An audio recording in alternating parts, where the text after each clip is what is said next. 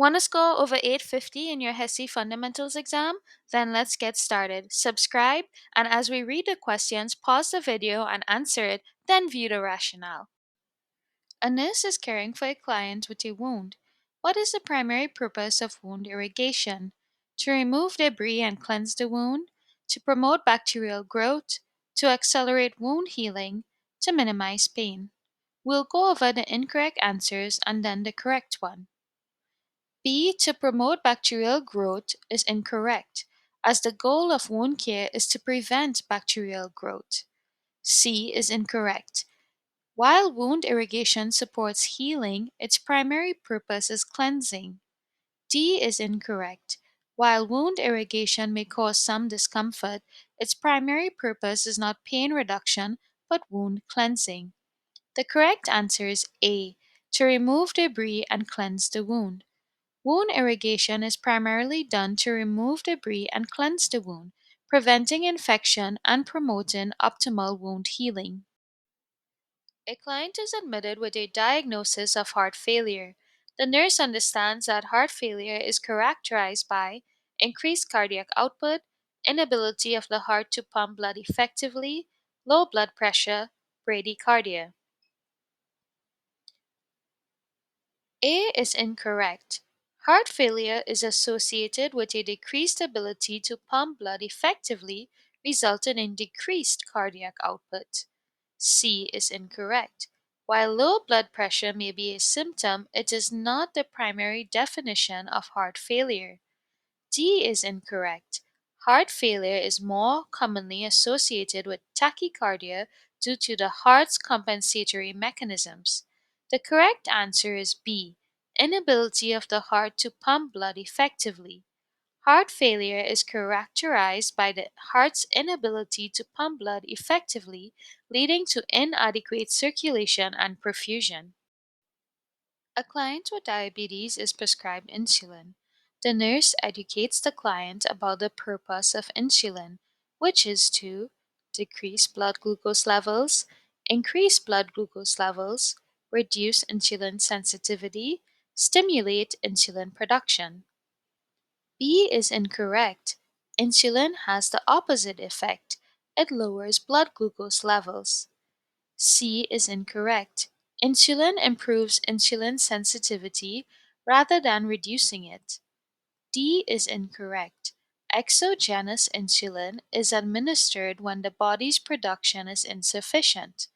The correct answer is A. Decrease blood glucose levels. Insulin is administered to decrease blood glucose levels by facilitating the uptake of glucose into cells for energy.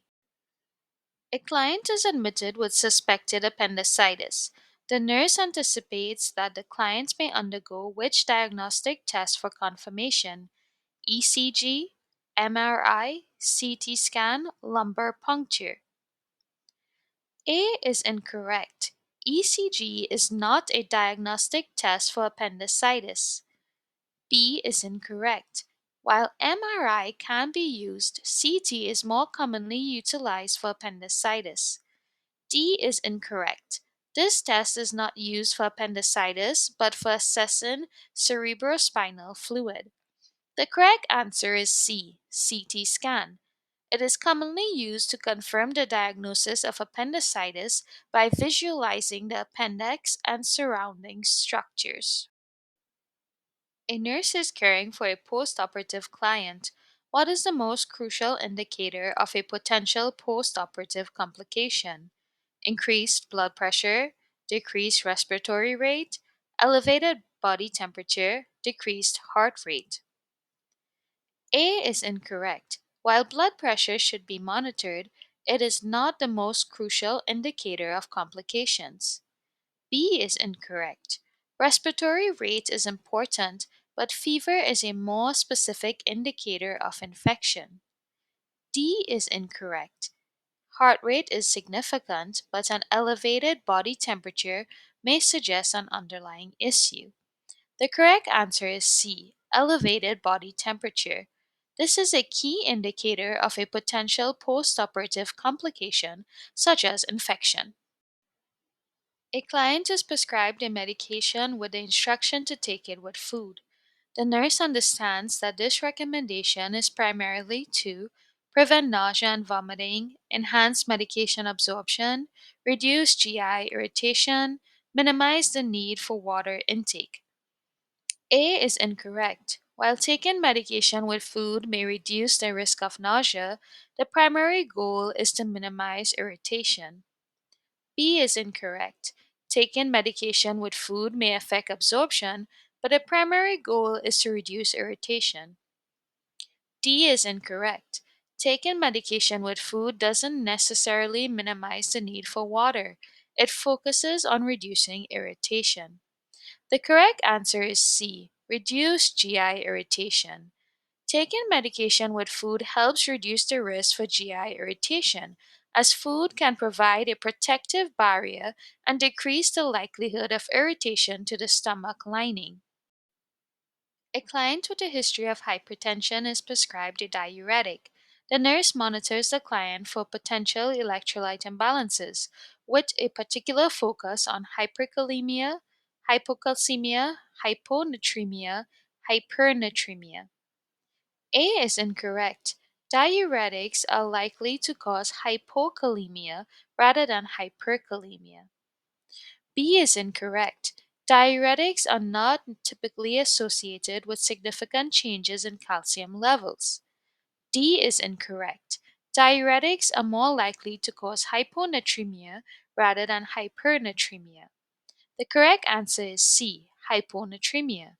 Diuretics, by promoting increased urine output, can lead to the loss of sodium, potentially causing hyponatremia, low sodium levels. A nurse is caring for a client with a respiratory condition.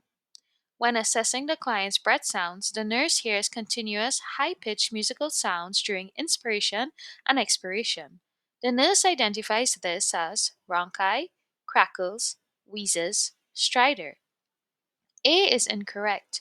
Rhonchi are low pitched sounds caused by airway obstruction. B is incorrect.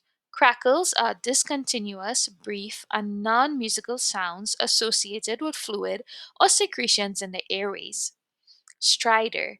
D is incorrect. Stridor is a high pitched, crowing sound often heard during inspiration and is associated with upper airway obstruction. The correct answer is C, wheezes. Wheezes are continuous, high pitched musical sounds that occur during inspiration and expiration. They are often associated with airway constriction or narrowing. A client with a newly inserted G tube is being discharged home. The nurse provides education to the client and caregiver regarding G tube care. Which statement by the client indicates a need for further clarification? I will flush the G tube with water before and after each feeding. I should use hydrogen peroxide to clean around the G tube site. I will keep the head of the bed elevated for at least 30 minutes after feedings. I will monitor the G-tube site for any signs of redness, swelling, or discharge. A is incorrect. This is a correct statement as flushing helps maintain tube patency. C is incorrect. Elevating the head of the bed helps prevent reflux and aspiration. D is incorrect, as monitoring for signs of infection or irritation is essential. Just remember, guys, you were supposed to choose what the client needs further clarification on. And the correct answer is B. I should use hydrogen peroxide to clean around the G-tube site.